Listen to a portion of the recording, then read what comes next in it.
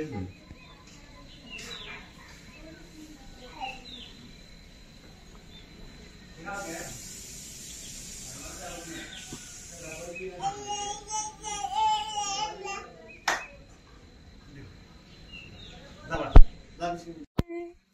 Morning.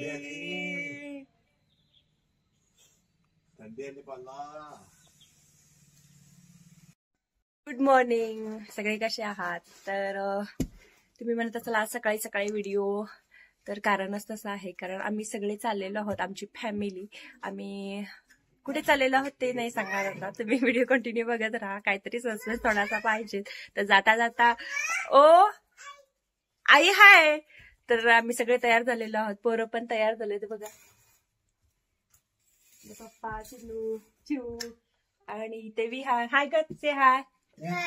हा, आम्ही कुठे चाललोय, कुठे चाललोय आपण, कुठे चाललोय, हाय. तर आम्ही देवदर्शनाला चाललोय कोल्हापूरला.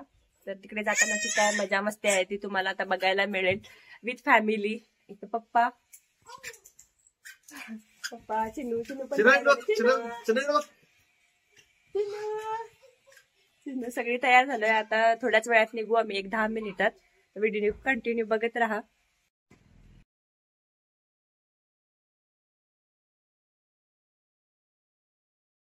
त्याने हाय करा, हाय. चिनू, चिनू मग हाय केलं, सगळ्यांनी हाय केलं.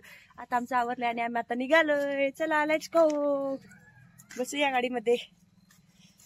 आणि धुकं बघा, गावाकडचं धुकं बघायला त्यांना समोरचं काहीच दिसत नाहीये बघा. हा दादा, दादा नाही जात ग, मी दाखवते धुकं. हे बघा, थंडी एवढी नाहीये आहे, पण एवढी जास्त नाही, पण धुकं ना भरपूर आहे बघा किती आहे, म्हणजे काहीच दिसत नाहीये.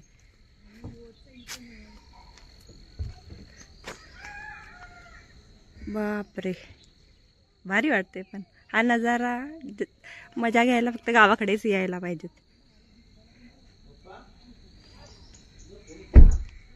बघू शकता किती धुकं आहे, म्हणजे जसं पुढं सरकत सरकत जाईल ना आपण तसं दिसत राहतं, पण लांबून बघा किती भारी वाटतंय. श्री हाय, हॅलो. काय ग, सकाळी निघाल्यामुळे चहा बिस्किट खाऊन निघालो होतो आणि मग नाश्ता करायला आम्ही गोवा वेस्टला थांबलो, कारण गोवा वेस्टला खूप चांगली चांगली हॉटेल्स आलेत आता. आणि मस्त नाश्ता केला सगळ्यांनी छानपैकी. आम्ही पुढच्या प्रवासाला निघालो. मुलं पण थोडीशी फ्रेश होती आणि गाडी चालवण्याला पण थोडंसं आराम भेटेल म्हणून मग आम्ही थांबलो, नाश्ता वगैरे केला फुल, आणि मग आम्ही पुढच्या प्रवासाला निघालो.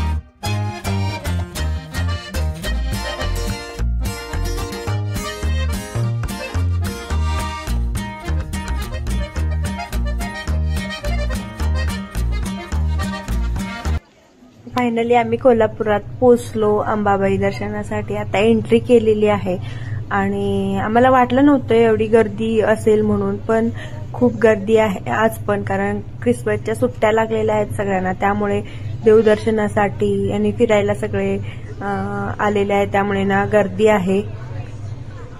तर आता तुम्ही जर देवदर्शनासाठी येत असाल तर लवकरच निघा घरातून, म्हणजे चांगलं सकाळी सकाळी दर्शन होईल. इतकी गर्दी होती की बाहेरून वाटत होतं की फक्त गर्दी आहे, पण आतमध्ये गेल्यावर ते कळालं की खूप गर्दी होती. आणि झालं असं की खूप लेट झाला. म्हणजे 11 वाजता आम्ही 11:45 दरम्यान देवदर्शनासाठी उभारलेलो. ते आम्हाला तिथून बाहेर पडायला 3 वाजले. ऍक्च्युली खूप वेळ झाला आणि मुलं काय राहायला काय केल्यावर तयार नाहीत. त्यामुळे ना दीदी आणि मी बाहेर पडलो. दर्शन झाल्यानंतर थेट आपण भवानी मंडपात आलेलो आहोत. आणि ही जी प्राणी तुम्हाला दिसत आहेत हे शाहू महाराजांनी शिकार केलेले प्राणी आहेत. आणि मस्त अशी इथे छत्रपती शाहू महाराजांची मूर्ती सुद्धा आहे.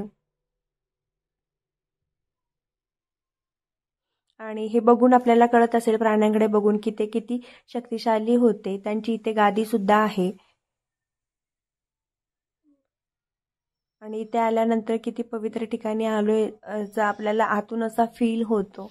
तर खूप भारी आहे. आणि हे समोरच एंट्री केल्यानंतर दरवाजातून समोरच तुळजाभवानी मातेचं मंदिर आहे. आणि इथले सगळे जर खांब बघितला तर तुम्हाला दगडी भेटतील किंवा लाकडी भेटतील. त्याच्या व्यतिरिक्त ते कोणत्याही प्रकारचं बांधकाम नाहीये. आणि किती सुंदर असं बांधकाम आहे, तुम्ही बघू शकताय त्या काळातले.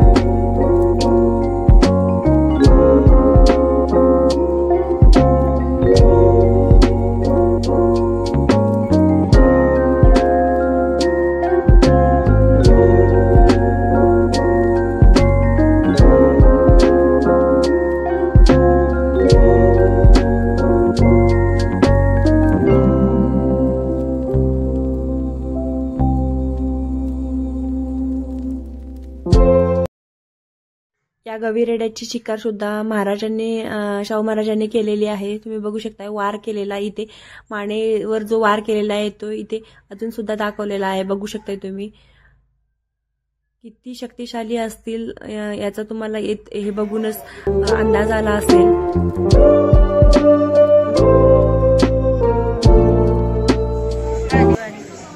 भवानी मंडपात दर्शन घेतला आणि थेट आम्ही निघालो ज्योतिबाला.